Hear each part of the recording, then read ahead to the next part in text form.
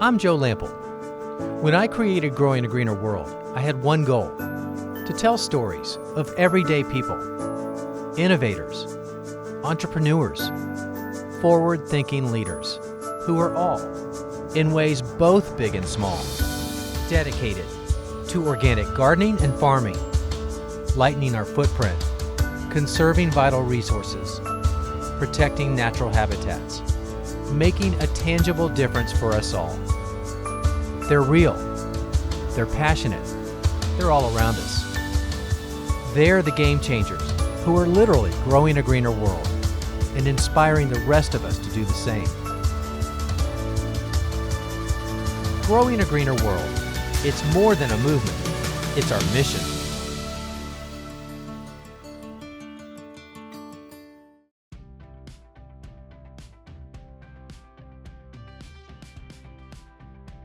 If you've ever grown vegetables, you know that once they get in the ground, they can really take off. And before you know it, it's time to harvest.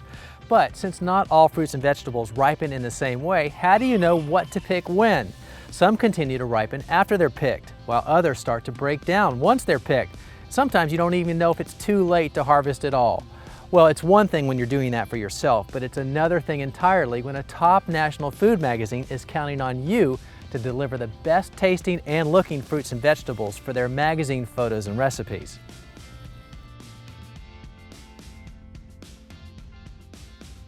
Well, that's exactly the case for one young corporate type turned farmer, Mary Beth Shaddix. She left her office job at Cooking Light magazine 5 years ago to pursue her passion for growing while enjoying life on the farm and nursery near Birmingham, Alabama with her husband, David. But it didn't take long for this business-savvy gardener to find her way back to the magazine, but this time in a completely different capacity. Now Mary Beth uses her skill to sustainably grow and harvest fruits and vegetables at their peak and then deliver them to the magazine within hours for picture-perfect produce that will be seen by millions of people across the country. Harvesting for yourself and harvesting for a magazine on a production schedule are two very different things. I mean, trying to get that ripe tomato on a Monday morning when you know it needs to be photographed is, a little bit of magic involved. But for all of us wishing to pick the perfect tomato at the peak ripeness, I think you can go with the standard indicators of looking at that seed packet for days to maturity. You can look at the color, you can, do the squeeze test and all those things, but at the end of the day, it comes down to a little trial and error. And it's not so bad that you have to actually taste it to figure out if it's at right peakness. So our approach to sustainability in this garden starts with the seeds. We actually buy from great reputable resources. We buy a lot of heirloom seeds. We want to honor and cherish the heritage of that. That was important to this project.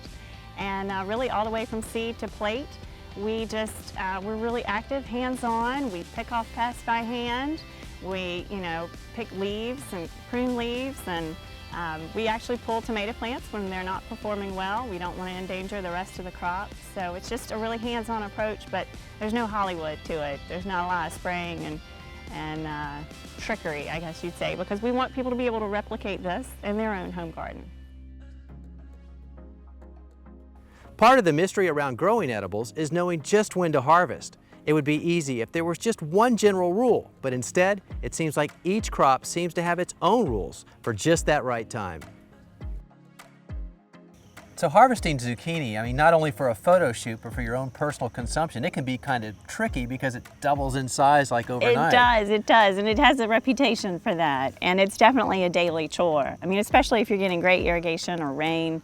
In the summer, they can grow overnight, it seems. They've earned that reputation. So what are you looking for the photo shoot here? So for this particular variety, it's an Astia. We want it about 5 to 6 inches. Some varieties get a little longer, and that's the ultimate. But if it does get a little larger, it's still edible. You just scoop it out, stuff it, bake it. It's absolutely ideal. Just the seeds get a little too large. And then with the extra water, maybe it just kind of dilutes the flavor. Dilutes the flavor a little bit. Okay. So we're going to take a couple of those, I see. Right. So this guy here is just beyond 6 inches or so, but we'll take him anyway before he gets even larger. And then I think we'll take this guy here today. Even though it's going to be a beautiful fruit, I think it would be beautiful in the photography studio, but also maybe as a pizza topping or something, as an immature fruit with the blossom. That's really a gourmet treat if you have your own garden. So too small is fine always, right? Yes. This, and then you also put the blossom on the pizza. Is that what I'm hearing? Yes, we actually love to eat with the blossoms. We stuff them with cheese. This here, the thing you want to look at, this is a male blossom. So if you don't want to sacrifice smaller fruit, always harvest the guys. There's more guys than girls, and we can lose some of those. And harvest them early in the morning, just as they're opening up, and make sure that you don't get any of the honeybees or the ants that are in there with them. But that's a very great treat, wonderful delicacy if you're growing your own. Excellent. And this is going to make it in the photo shoot too, right? Absolutely. Okay, cool. I love growing cucumbers because they're such a classic of the summer garden. But one of the things we need to watch out for is how fast everything grows. This is true. Well, they're predominantly water, so they grow very quickly. And they're very camouflaged, so you've got to check your fence every day.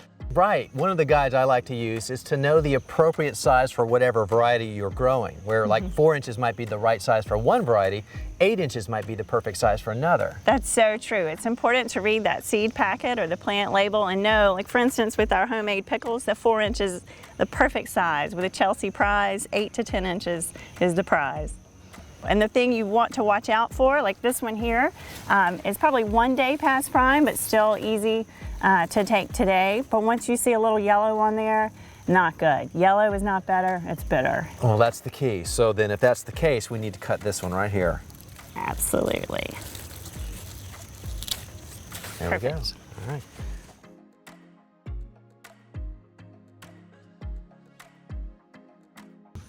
Now, beans are another one of those crops you have to stay on top of, because once those pods mature, it's time to pick them. You really have to pick them daily, especially if you want them as tender snap beans. And once you see these forming the beans in the pod, it's a little too late. Right, and so once that color of the pod changes to either a darker color or maybe even a tan, you either want to just save them for dried beans or save them for next year to plant in your garden again. Be great as dried beans. You know, walking through this garden, it's a little bit reassuring for me to look around and see a little imperfection here. Right. You know, are you calling this not perfect? Well, I mean, these are tomato plants, come on. Right, so you've got right. a little bit of blight and stuff going on.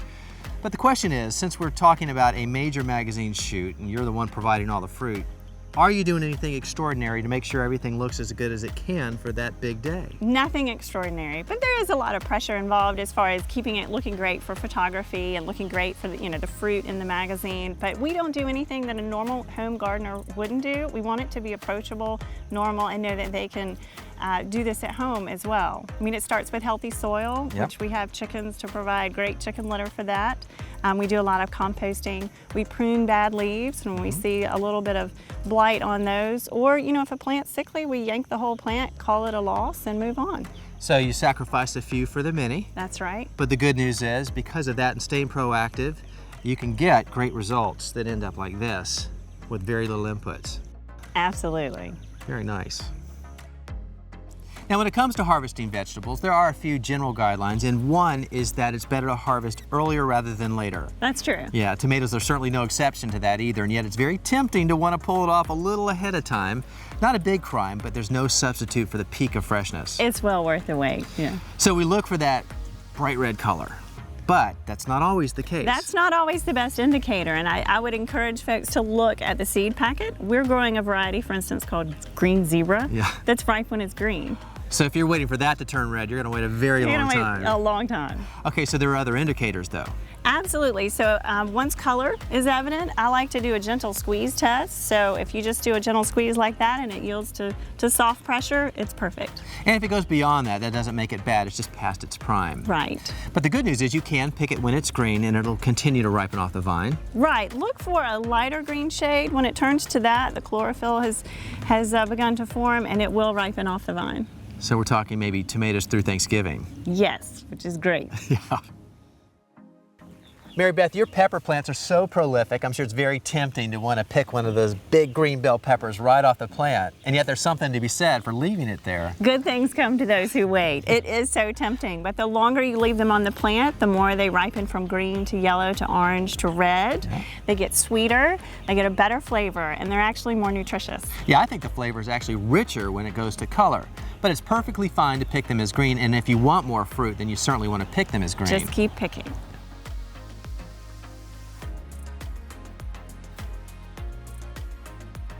Harvesting is well underway at the Cooking Light Garden. Mary Beth is harvesting tomatoes, cucumbers, and peppers for this morning's photo shoot. The studio is about an hour commute with traffic, which makes for a great opportunity to chat along the way. So, you make this drive to the studios once a week. Right. Any horror stories, any stressful moments on the way?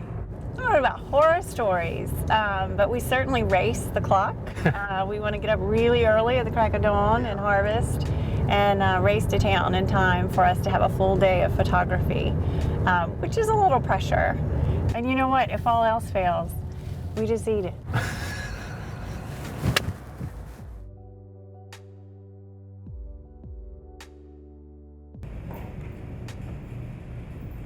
When we arrived at the studio, we were greeted by some of the team. They're anxious to get the produce and start shooting.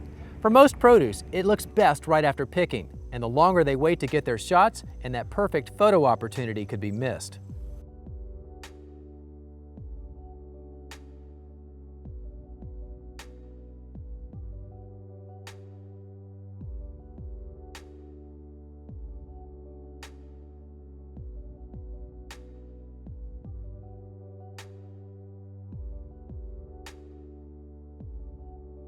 Once we arrive in the studio, Mary Beth immediately briefs the team on what she brought them.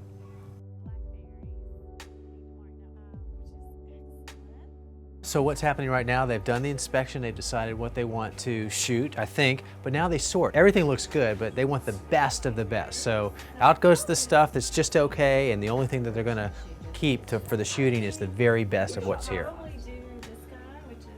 There's a lot of equipment needed to make these vegetables look their best. From cameras, lights, and computers, it's all about the creative team's final vision that makes it to print. All right, so did you ever wonder when you look at those magazines and that fruit just seems to be floating there? Well, it kind of is, because they put it on a sheet of glass and then they have the lights reflecting underneath and the flashes and all that technical stuff I'm not so sure about. But what's really cool is it immediately comes up here on this big computer screen and they start editing right away. And within a matter of minutes, they've got their shot, they know what they need, and they move on to the next thing. But it's a really fascinating process made up of a team of very talented people. Randy and Caitlin are right here doing the expert part of this process right now. Looks amazing. Thank you.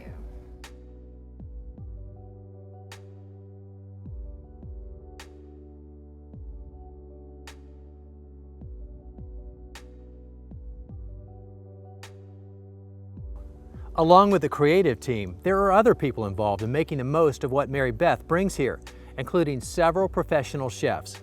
There are 4 identical kitchens where chefs prepare recipes all day long. These test recipes are sourced from many places.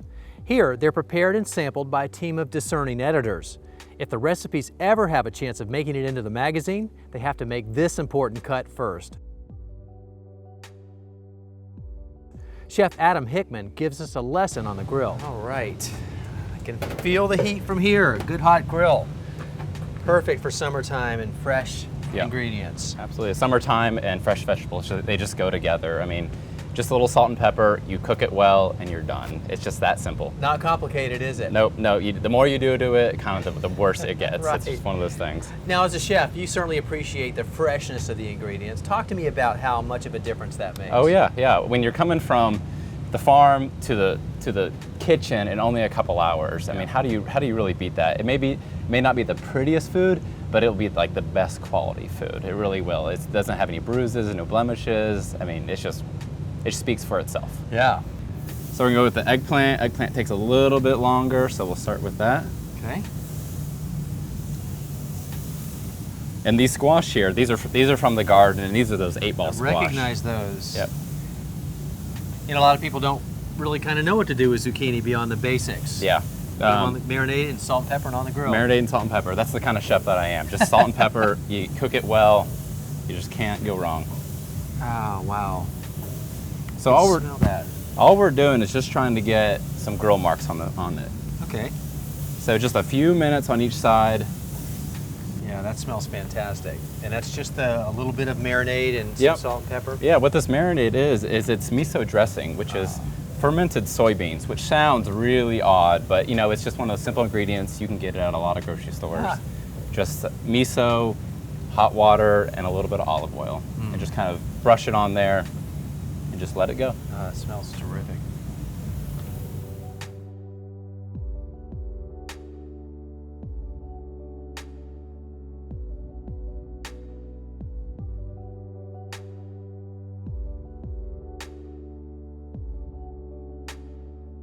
The recipes have been cooked, and today I get to participate in the evaluations. All right, so clearly one of the best perks about working here, in my opinion, and I don't work here, but just today, we're sampling all the recipes that have been made this day that they're considering putting into the magazine. And so, of course, it's a table full of editors and people deciding what recipes make the cut that then get further consideration. So I haven't had one bite yet, but just judging from how this smells, I can't wait to get started. Nothing like a little pressure with living in a fishbowl.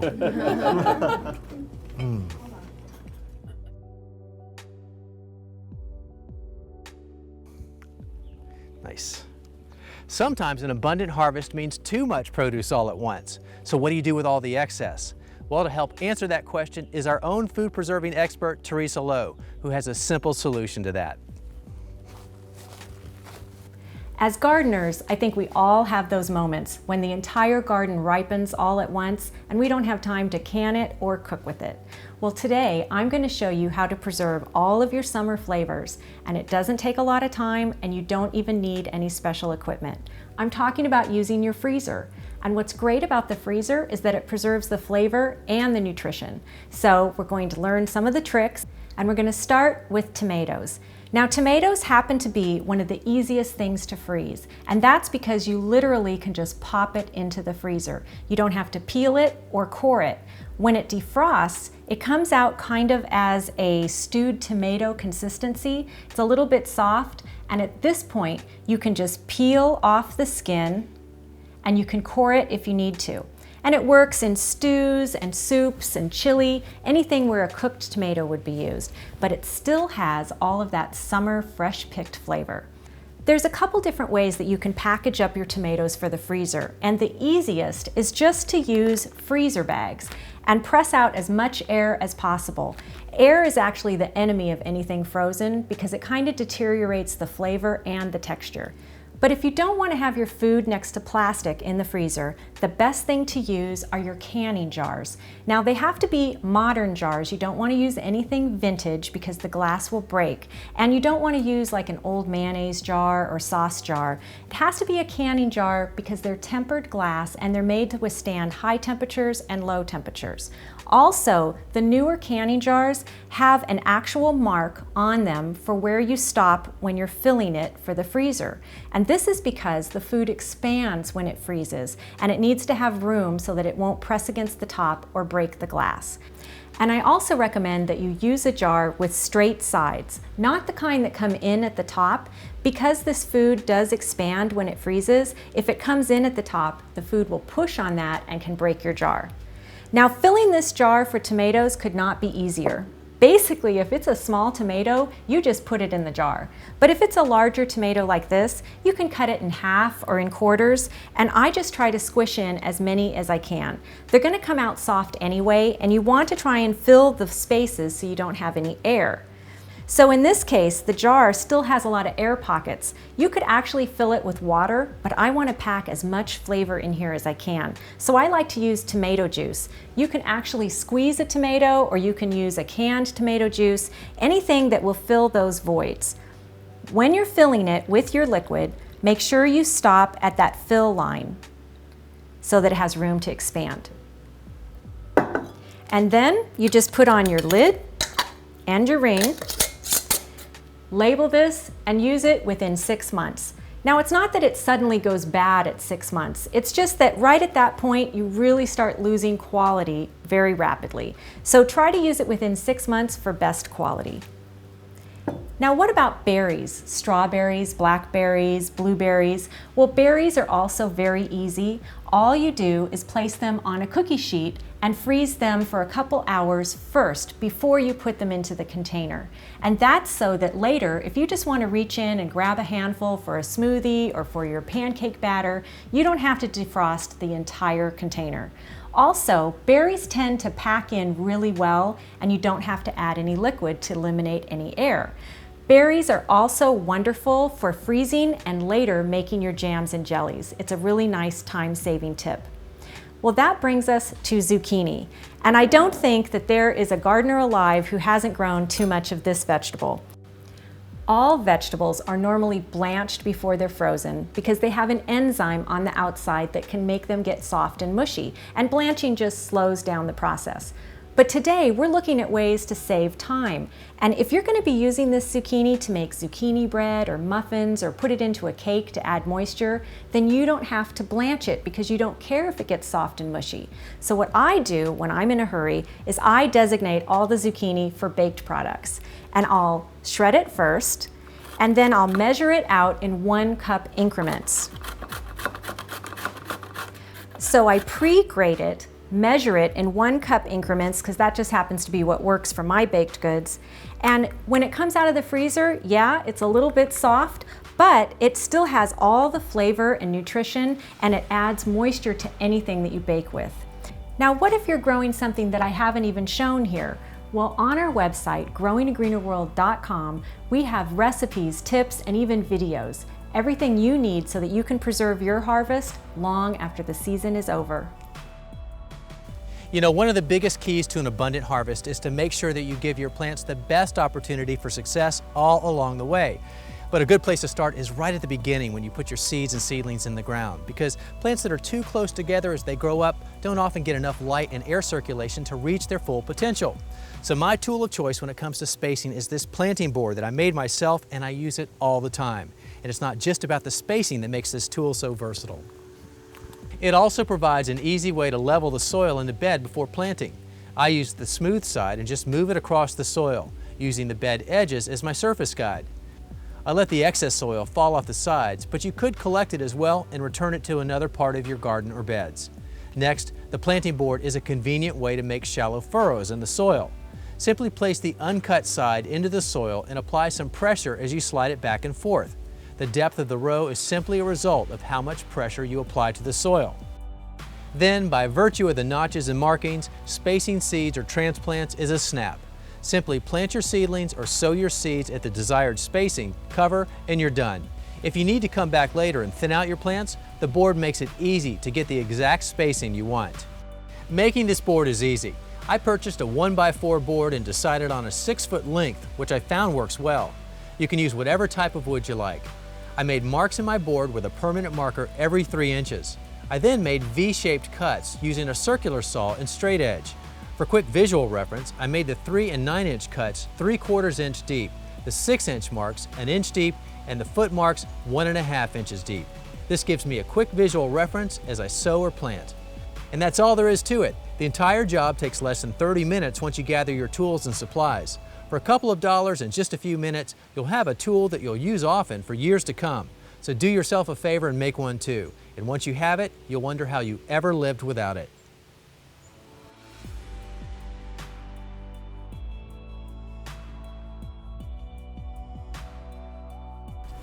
What a great day at Maple Valley Farm. Who can resist being around so many great plants without bringing a few home for the garden, right? An abundant harvest is well within the reach of any gardener, especially when you know more about how and when to harvest. If you like what you saw today or would like to learn more, we have all that information and more on our website. And the address is the same as our name. It's growingagreenerworld.com. You'll find it under the show notes for this episode. I'm Joe Lample. Thanks for joining us, and we'll see you back here next time for more Growing a Greener World. The most tricky challenges of all, because it can double in size overnight. I don't like how I started. I know, he just gets in a mode. 3, 2. That's correct, Mary Beth. One of the things.